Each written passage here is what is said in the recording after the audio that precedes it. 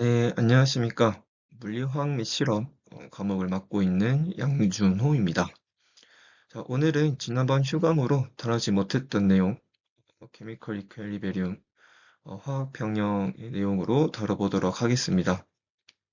이번 챕터에서는 화학 반응이 평형에 도달하는 원리와 그것을 수학적으로 어떻게 표현을 할 건지, 그리고 평형의 영향을 미치는 요인들을 체계적으로 살펴보도록 하겠습니다.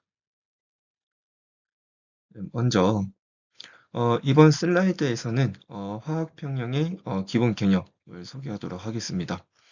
자, 먼저 일반적인 기체상 반응으로 생각해 보자면 우리는 앞서서 엔탈피와 엔트로피를 다루면서 생성 반응에 대한 표준 생성 엔탈피를 정의를 했었는데요. 자, 이와 마찬가지로 반응의 표준 깁스 에너지도 동일한 방식으로 정의를 할 수 있겠습니다. 이렇게 어, 생성 반응에 의해서 생산 반응에 대한 표준 생산 깁스 에너지는 그래서 원소 기준 상태로 1몰의 화합물을 만들 때 깁스 에너지 변화를 나타내게 되는데요. 어, 여기서 중요한 개념이 반응 지수 Q가 되겠습니다. 이 반응 지수 Q는 반응이 진행되는 어느 순간의 생성물의 반응 생성물과 반응물의 분합 또는 농도 비를 나타내는 값인데요. 평형에서는 이 Q, 반응 지수값 Q가 일정한 값을 갖게 된다는 것을 알고 계시면 될 것 같습니다. 자, 이 슬라이드 제시된 수식들을 하나씩 살펴보게 되면 깁스 에너지와 Q, 이 반응 지수 Q에 대한 관계, 그리고 어, 표준 깁스 에너지와의 관계가 연결되어 있는 것을 확인할 수 있겠습니다. 자, 여러분들이 아셔야 될 것은 이 기체상이 반응을 하면서 이 생성물과 반응물에 대한 이 압력의 비가 결국에는 어, 어떠한 깁스 에너지의 변화를 반응 깁스 에너지의 변화를 나타내는지 그 반응 지수를 아시고 가는 게 중요 포인트가 되겠습니다.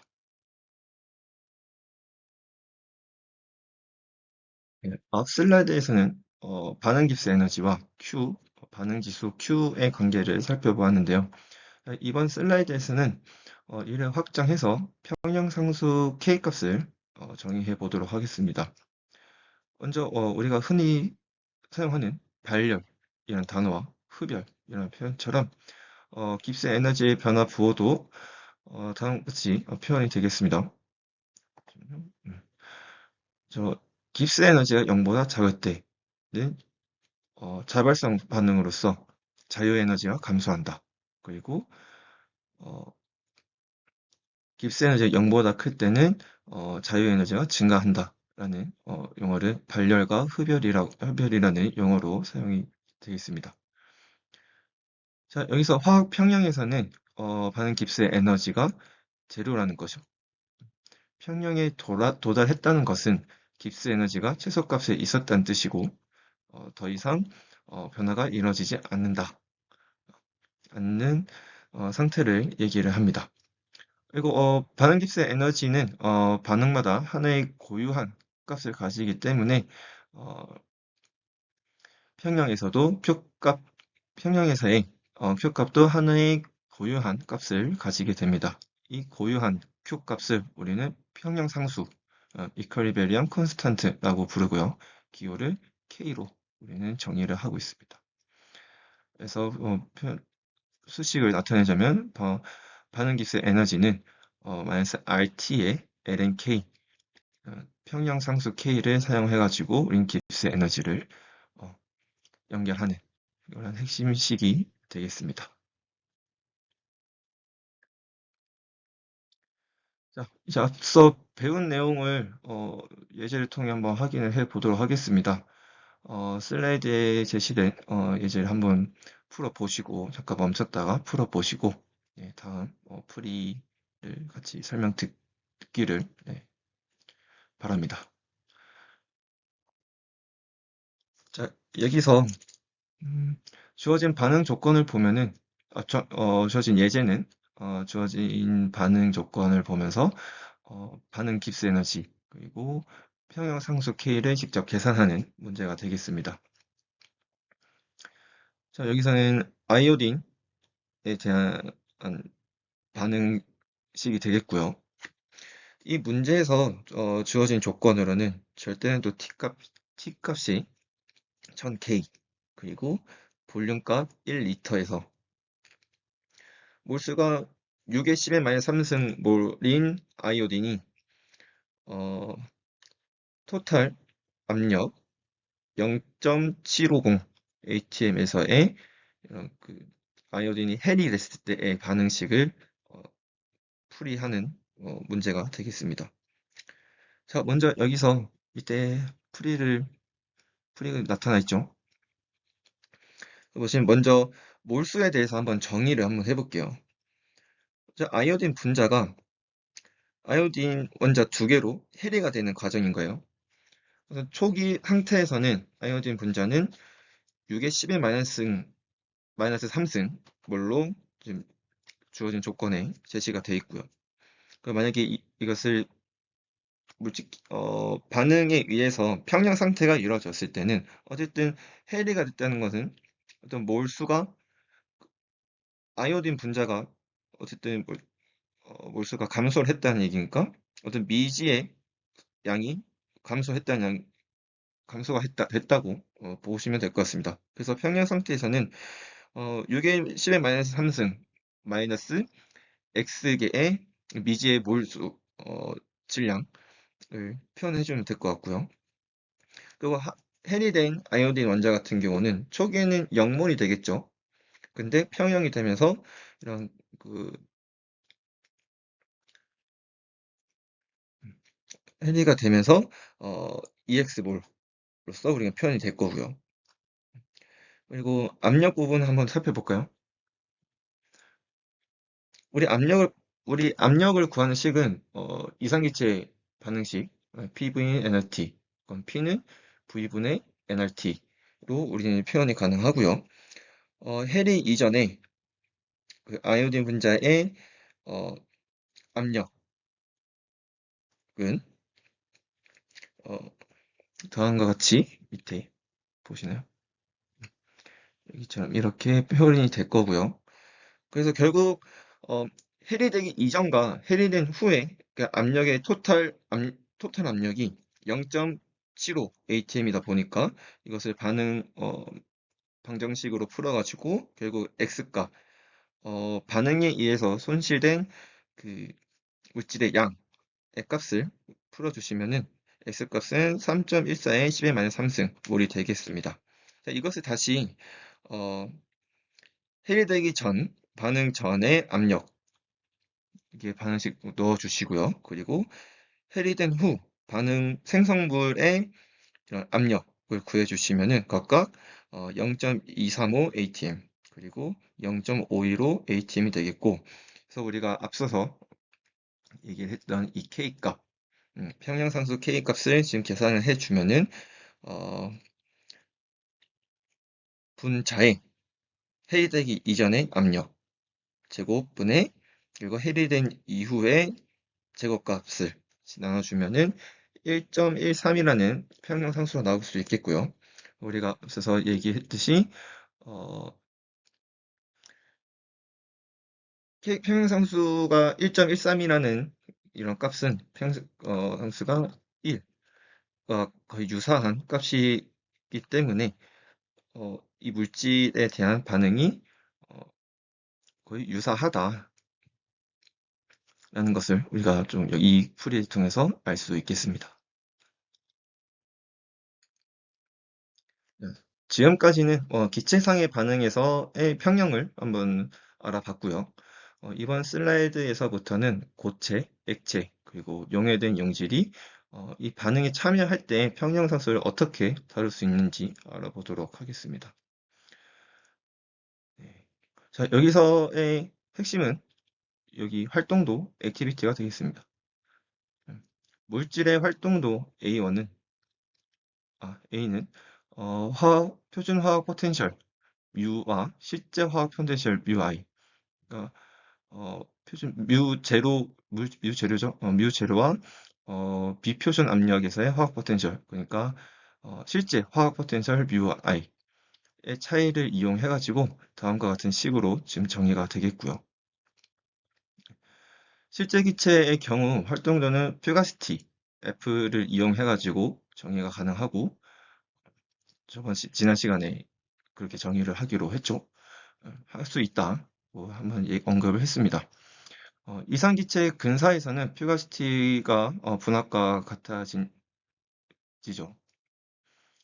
근데 이 반해서 응축상, 그러니까 고체나 액체의 경우는 어떻게 될까요? 특정 온도와 표준 압력에서의 응축상의 화학 포텐셜은 뮤 제로로 지금 고정을 해 놓습니다. 화학 포텐셜은 뮤 제로로 고정이 되어 있습니다. 이를 수학적으로 정리를 하자면은 대부분의 경우 응축상의 활동도는 약 1에 근사할 수 있습니다. 즉 반응식에 이런 순수 고체나 순수 액체가 포함되어 있더라도 이들의 활동도는 음, 평형산수 K 표현에서 어, 사라지게 되어 있고요.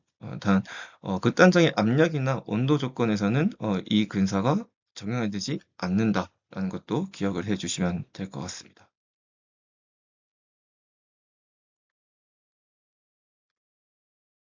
자, 이번에는 용액 속에 녹아 있는 용질의 활동도를 어떻게 표현하는지 한번 알아보도록 하겠습니다. 용액 속 용질의 활동도는 몰 분율 XI를 이용해가지고 다음과 같이 정의가 되겠습니다. 그래서 활동도 A는 감마의 XI 몰 분율 그래서 이 표현이 되고요. 어, 이 감마는 활동도 계수, 액티비티 코피시언트로 용질에 대해서 어, 몰 분율이 0에 가까워질수록 즉 매우 묽은 용액이 되겠죠. 물은 0에 가까워질수록 매우 묽은 용액에서는 감마값, 이 활동도 계수가 1로 되겠습니다. 1이다라는 것을 알고 계시면 될 것 같습니다. 이 몰 분율은 몰랄 농도, 몰 퍼 킬로그램과 이건 수학적으로 연관시킬 수가 있겠는데요. 아래식이 되어 있습니다. 여기서 나타내는 이 수식에서 나타내는 천은 그램 단위와 킬로그램 단위를 사이에서 환산된 것이라고 여러분들 아시면 될 것 같습니다. 생뚱맞게 천이 왜 나오냐? 이것은 결국엔 단위 환산 때문에 나온다. 라고 쉽게 이해를 해 주시면 될 것 같고요. 이렇게 묽은 용액에서는 분모의 xi 항을 무시할 수 있기 때문에 몰 분율과 몰랄 농도가 비례하는 단순한 관계식이 나타날 수 있겠습니다. 이 단순화된 관계는 수용액에서의 평형상수를 표현하는 데 매우 유용하게 사용할 수 있다는 점 알고 계시면 될 것 같습니다.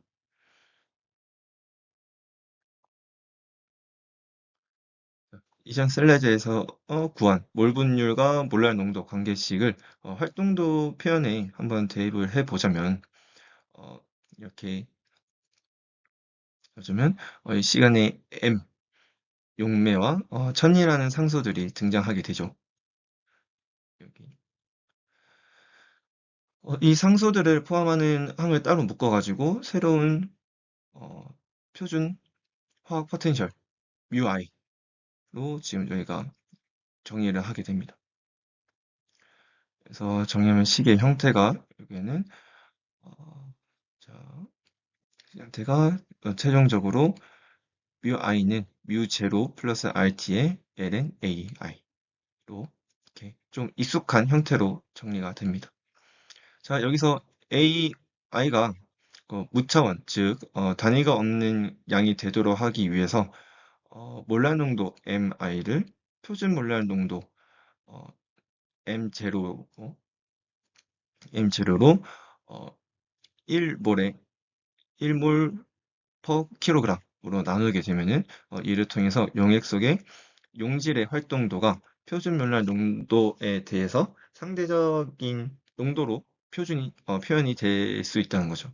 이 부분은 수식이 여러 단계에 걸쳐서 전개되기 때문에 슬라이드를 보시면서 각 단계를 천천히 따라가시면 될 것 같습니다.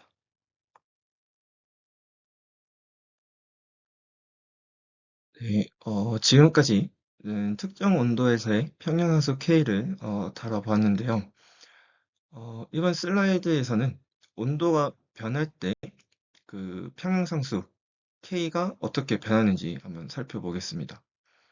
일단 그 평형상수는 상수라는 이름이 붙어 있지만 어, 온도가 달라지게 되면 K값이 달라질 수 있다라는 것을 한번 알아볼 것 같습니다. 자, 여기서 우리가 같이 다뤄볼 거는 깁스의 헬레메츠 홍출 방정식을 이용해 가지고 우리가 어, 표준 압력 조건에서 이 화학 반응을 같이 넣게 되면은 다음과 같이 표현이 되겠습니다. 컨스턴트 P에서 온도에 따른 깁스의 반응 에너지, 화학 반응에 대해서 적용시켜 보면은 우리가 반응 엔탈피를 통해서 같이 이 식을 표현할 수 있다.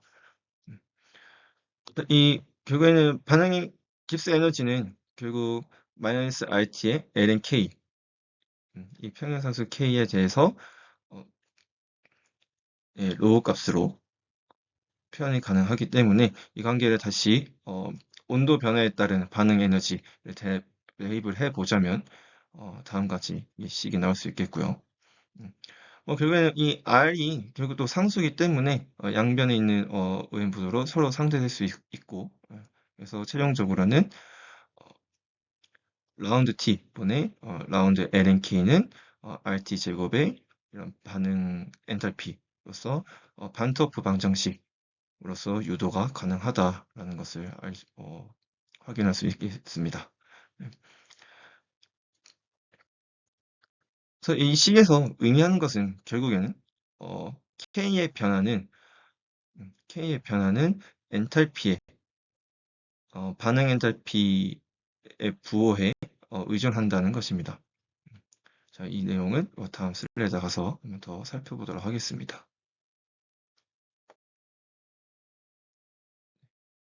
앞에서 유도한 그 반토프 방정식을 한번 해석해 보자면, 첫 번째, 흡열 반응의 경우에, 흡열 반응의 경우에, 온도가 결국엔, DT분의, 라운드 T의 lnK가, 양수이기 때문에 온도가 오르면 K가 증가하게 한다. 결국 K가 증가한다는 것은 생산물 쪽이 더 유리해진다는 뜻이죠. 온도 상승 시 생산물이 더 많이 만들어지는 쪽으로 반응이 이동하게 됩니다. 그런 얘기가 되겠고 반대로 반응 엔탈피 부하가 음수일 경우 여기는 음수일 경우에는 온도가 오르게 되면 K 상수가 평형 상수 K가 합니다. 네, 온도 상승 결국 이 말은 온도 상승 시 반응 물질이 흡열 반응 경우에는 생성물이 더 많은 쪽으로 이동하는 반면 이런 반응 쪽이 더 유리해진다. 이 두 가지의 결과는 결국에는 모두가 잘 알려진 르샤틀리에의 원리와 일치하게 되는데요.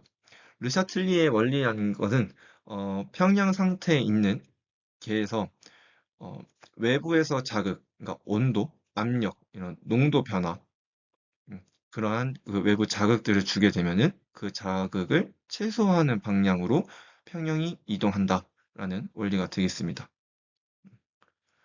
그래서 결국에는 이런 반트워프 방정식이 이 르샤틀리에의 원리를 좀 수학적으로 증명해주는 원리 되겠죠. 네, 이렇게 하시면 될 것 같습니다. 그래서 추가적으로 이번 슬라이드는 반트워프 방정식을 이런 적분을 해가지고 한번 더 알아보도록 하겠습니다. 다음 반응 엔탈피가 적분 온도 구간에서 일정하다고 가정을 했을 때, 즉 온도 변화에 따른 엔탈피 변화를 무시하면은 하면 그 반응 엔탈피와 상수 R을 적분 기호 밖으로 꺼낼 수 있겠죠. 그래서 결국에는 ln K1분의 K2 이것은 어, 마이너스 R분의 반응 엔탈피 이것을 T1분의 1에서 T2분의 1을 뺀 값을 이렇게 식을 나타낼 수 있겠고요. 자, 이 식에 대한 활용도를 어떤 식으로 활용할 수 있냐? 네, 첫 번째로는 표준 엔탈피의 변화를 만약에 알고 있다면 이 식을 이용해 가지고 다른 두 온도에서의 평형 상수를 계산할 수 있다는 거죠. 왜냐면 이 식에서 온도 변화와 우리가 반응 엔탈피를 알고 있다면 상수 K는 쉽게 구할 수 있겠죠. 자, 반대로 두 온도 T1과 T2에서 K1과 K2 값을 알 수 있다면은 반대로 반응 엔탈피를 이겨낼 수 있다는 겁니다.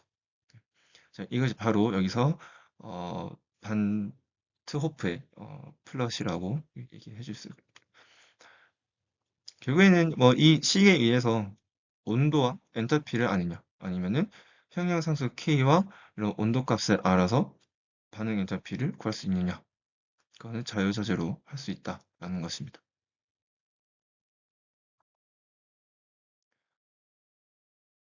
자, 앞서 배운 반트호프 방정식의 적분 형태를 이용해 가지고 한번 예제를 한번 풀어보도록 하겠습니다.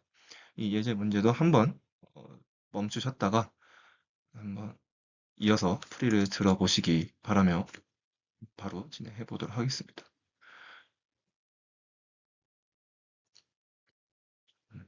자, 문제는 여기서 나타낸 문제는 어떤 단백질의 결합 반응에 대한 문제로 평형상수가 각각 4도시 대 K 값이 1.3 10의 7승 그리고 15도일 때의 K 평형상수 K는 1.5의 10의 7승으로 좀 주어져 있고요. 그래서 이 반응의 표준 반응 엔탈피를 계산하시오가 되겠습니다. 뭐 우리는 여기서 앞에서 알았듯이 온도와 그 K 상수 각각의 그 온도의 K 상수를 알 수 있다면 우리 반응 엔탈피는 쉽게 구할 수 있겠습니다. 여기서 먼저 4도씨라고 나타내는 것은 절대 온도로 환산을 해 주시고요. 그러면은 4도씨면 277K가 되겠고 15도씨는 288K가 되겠습니다. 자, 이거를 반트호프 방정식 적분 형태로 대입을 한다면은 어, 네, 이렇게 나타낼 수 있겠죠. 이것을 풀이를 해버리면은 결국에는 8600줄 per 몰로 되겠습니다. 자, 여기서 뭐 시험을 치실 때 주의할 점으로 기체상수 R은 결국에는 줄 단위로 사용을 하셔야 됩니다. 그래서 줄 단위가 결국에는 8.314줄 per 몰 K가 되겠고요. 그리고 두 번째로 역수온도 차이를 계산할 때 단수를 너무 급하게 하다 보면은 유효 숫자가 생기기 때문에 각별히 주의하시기 바랍니다. 시험 치실 때 이런 그 R, 기체상수 R이 각각 단위에서 어떻게 표현되는지는 잘 파악을 하시고 들어오셔야겠죠.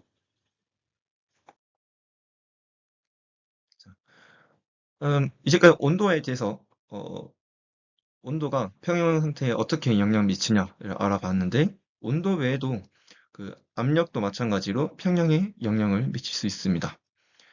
자, 이번 슬라이드는 이런 NO2, 이런 질산에서 N2O4로 가는 이런 반응을 예시로 해가지고 압력의 영향을 살펴보도록 하겠습니다.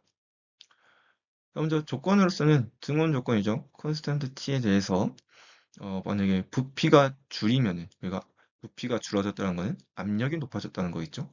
음, 그랬을 경우에 N2와 N2O4의 압력은 모두 증가한다. 되겠습니다. 근데 여기서 K식을 한번 살펴보게 되면은 분모, 그러니까 이 반응물이 되는 이런 분모에 NO2가 제곱으로 들어가게 됩니다. 왜냐면은 어, 화학연료 개수가 여기서 2, 여기 2가 있죠? 이게 화학연료 개수로서 2가 있기 때문에 여기서 제곱으로 들어간다는 거 아시면 좋을 것 같고, 그래서 이 압력이 오를 때 분자보다 더 빠르게 증가한다는 거죠. 이 화학연료 개수 2로 인해서 그렇게 식으로 나타낼 수 있습니다. 그래서 이 K 값이 온도가 일정하면은 온도가 일정하게 되면 어, 변하지 않기 때문에 균형을 맞추기 위해 반응은 분자 수가 적은 쪽, 즉 그 N2O4 생성물이 되겠죠. N2O4 생성물 쪽으로 이동하게 될 거고요. 반대로 부피가 늘어나면, 즉 압력이 낮아지게 되면 반응은 분자 수가 더 많은 쪽으로 이동하게 될 것입니다. 자, 이거 역시 온도 아까 이전 슬라이드에서 마찬가지로 르사틀리의 원리와 일치하는 거죠. 압력이 증가하면 기체 분자 수를 줄이는 방향으로 평형이 이동한다. 그런 내용이 되겠습니다.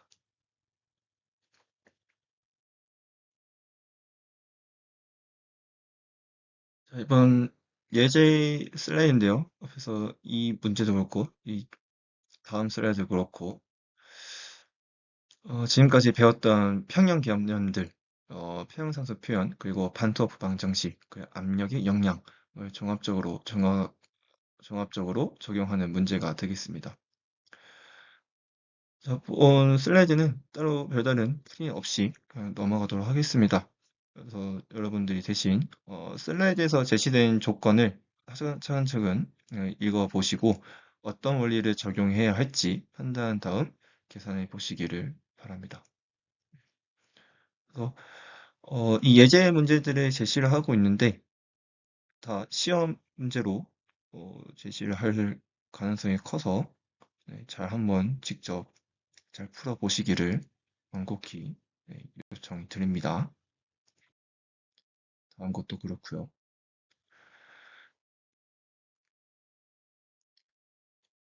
자, 이번 슬라이드에서는 아미노산 내용을 좀 얘기를 해볼게요. 아미노산의 산염기 평형이라는 실제 생화학적 사례를 한번 들고 와봤습니다. 좀 굉장히 친근하게 느껴질 거예요. 아직 친근하진 않겠지만은 나중에 계속 알아가야 할 문제이기도 합니다. 자, 우선 여러분이 생화학 시간에 다뤄보셨, 바- 어, 다뤄봤을까요? 아무튼 아미노산은 일단 특이한 구조를 가지고 있어요.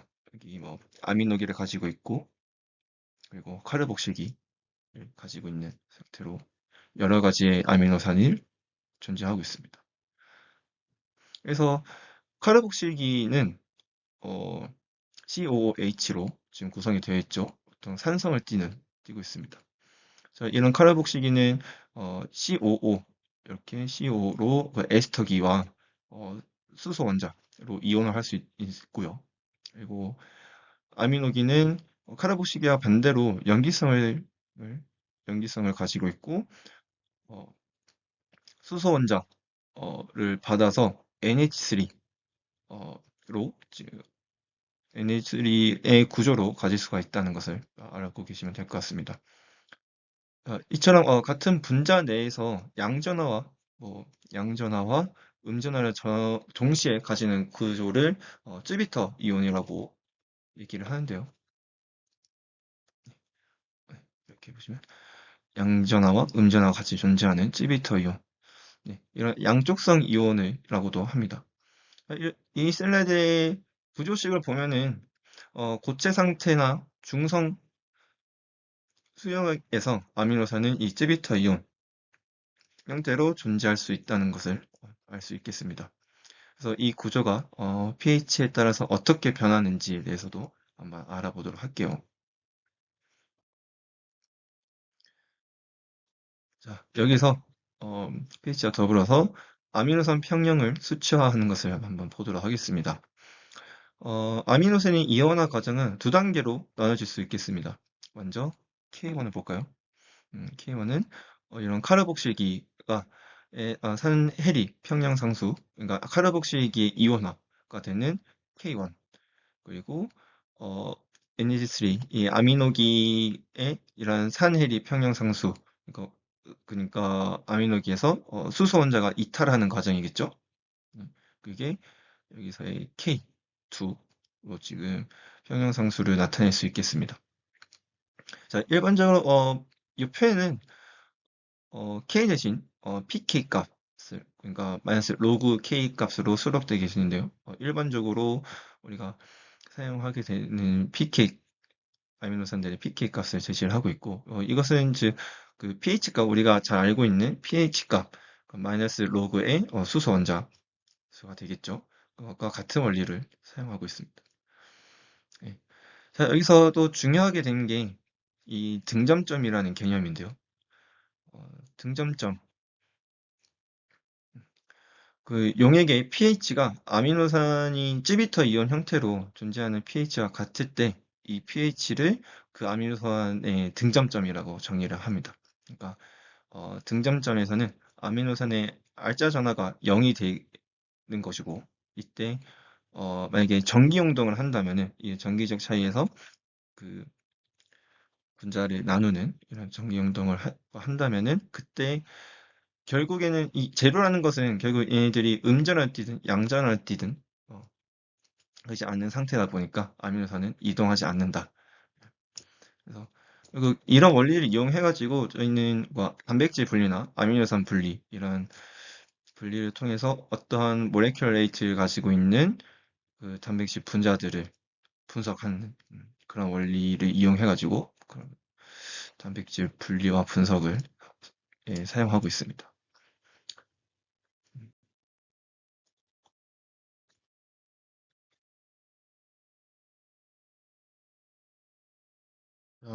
여기서부터는 상평형 주제로 넘어가겠습니다. 네. 저희는 단일 성분 시스템과 이런 상에 대한 얘기가 되겠고요. 자, 여기서는 이 슬라이드에서는 몇 가지 용어를 한번 정리를 해 보도록 하겠습니다. 자, 먼저 단일 성분계. 성분계는 여기 나와 있는 것과 같이 화학적 조성이 전체적으로 같은 계를 얘기를 하고요. 그래서 페이스, 상의 경우는 물리적 상태가 일정한 물질의 한 부분으로서 다른 상과 분명하게 구별된다는 거죠. 우리가 알고 있듯이 고체, 그리고 액체, 기체상이 존재하게 됩니다. 그럼 밑에 있는 이런 각 계에 존재하는 성분과 상위수는 어떻게 될까? 하는 거죠.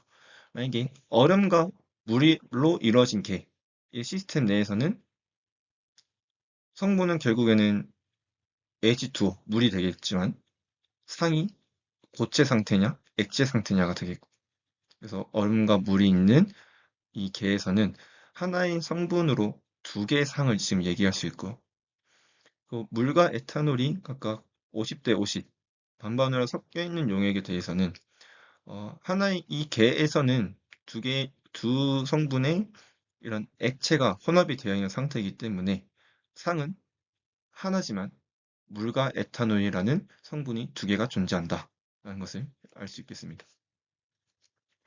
그리고 액체와 기체, 이산탄소가 들어있는 가압 탱크에서는 성분은 CO2라는 똑같은 성분이지만 결국에는 상이 액체냐 기체 상태냐에 대한 이런 게가 설명이 되겠고요. 그리고 벤조산 알갱이와 25바 산소 기체가 들어있는 통열량계, 통열량계, 죄송합니다. 네, 그리고 이것도 이거의 경우에는 성분은 두 개고 그리고 성분은 엔조산 알갱이 하나 그리고 산소 이것도 또 각각 하나씩 있겠고요. 그리고 상태로는 벤조산 알갱이 고체 상태가 되어 있고 산소 기체 기체 상태가 되어 있습니다. 그래서 성분 두 개와 상위 두 개가 있는 시스템.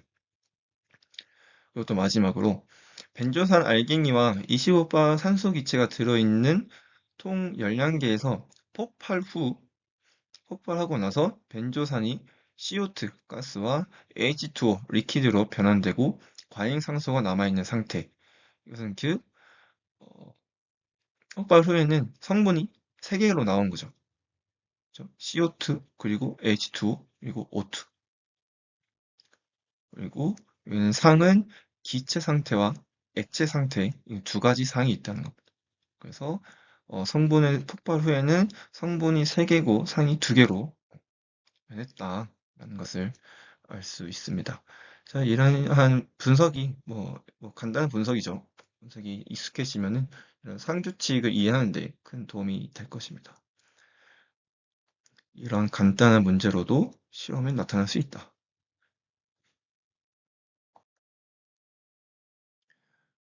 자, 여기서는 상전이와 관련 현상을 소개해 보도록 하겠습니다.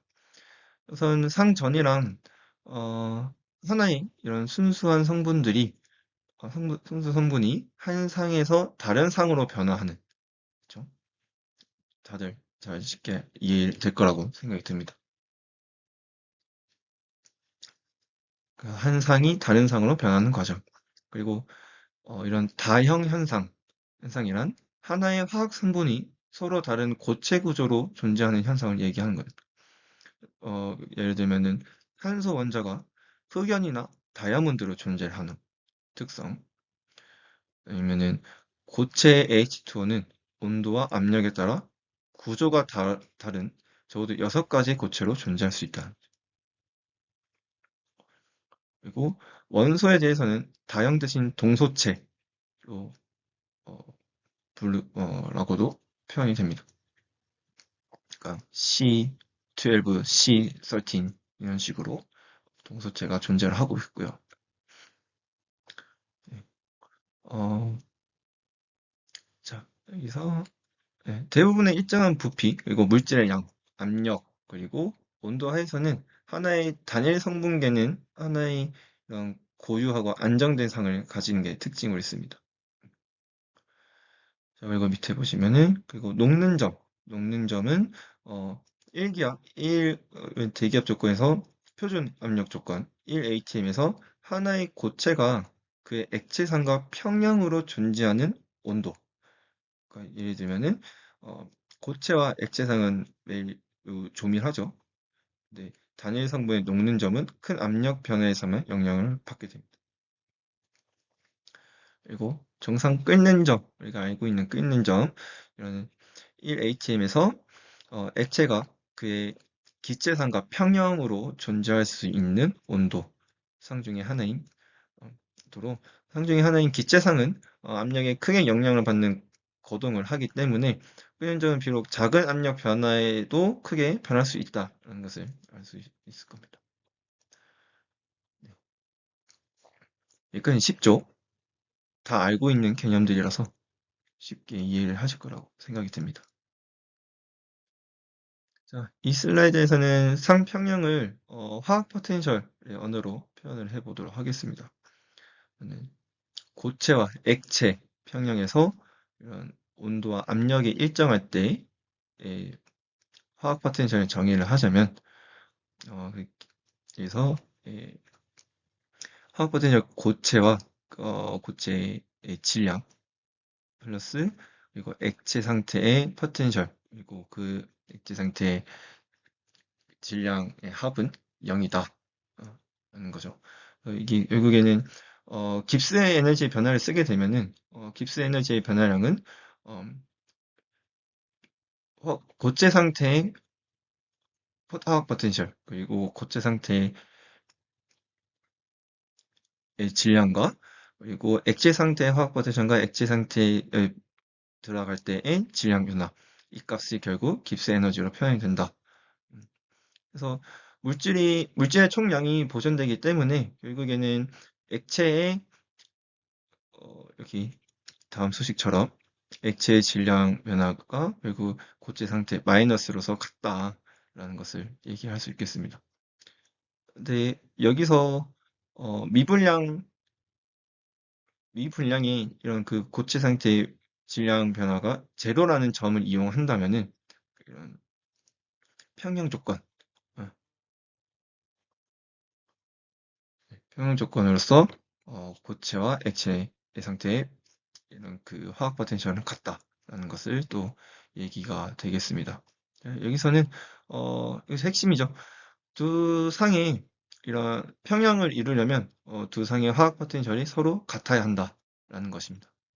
음, 이 원리는 고체상과 액체상뿐만 아니라 액체, 기체, 고체, 기체에서도 모든 상전이 일반적으로 적용될 수 있고요.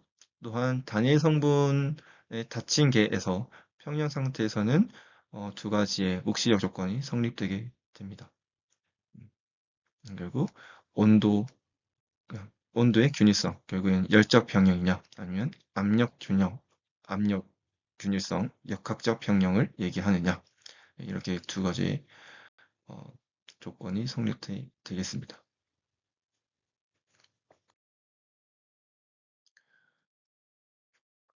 자, 여기서는 상전이가 일어날 때 열량 변화를 한번 알아보도록 하겠습니다.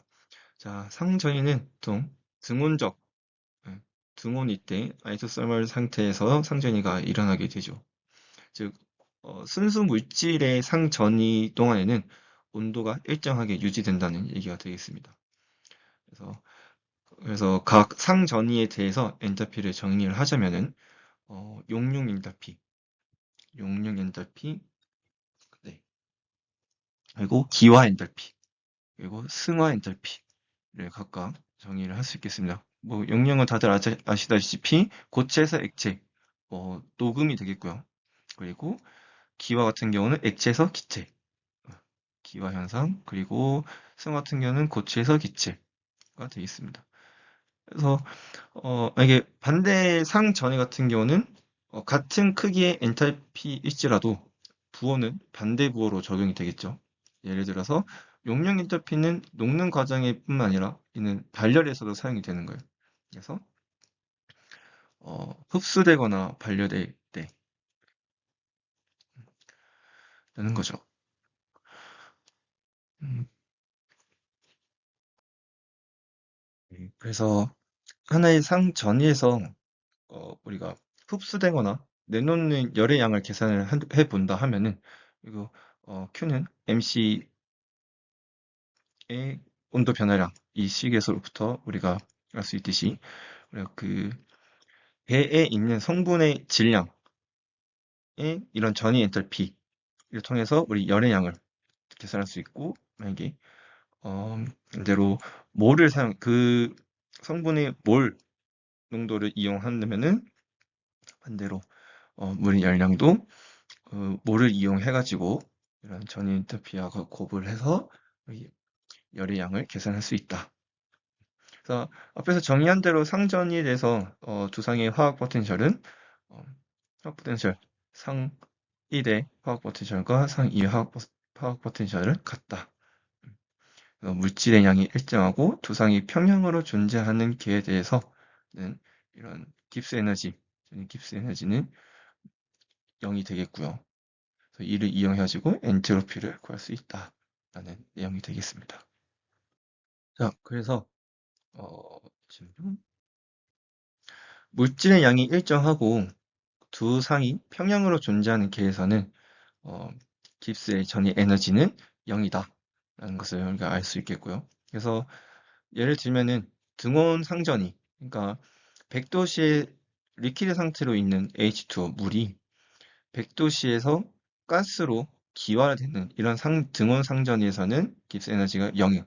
하지만 99도의 리퀴드로 있는 이런 H2O가 101도까지 올라갔을 때 이렇게 기화됐을 때에 이런 비등온 과정에서는 깁스 에너지가 0이 아니다라는 것을 얘기가 될 것 같습니다.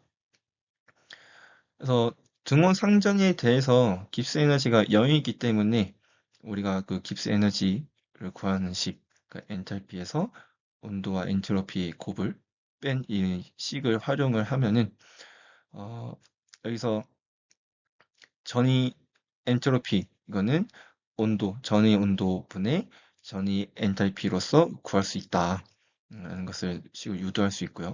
그래서 여기서 말씀드린 게 전이 엔탈피는 기화 엔탈피 또는 용량 엔탈피를 얘기하고 이들은 뭐 실험 데이터로 알려져 있습니다.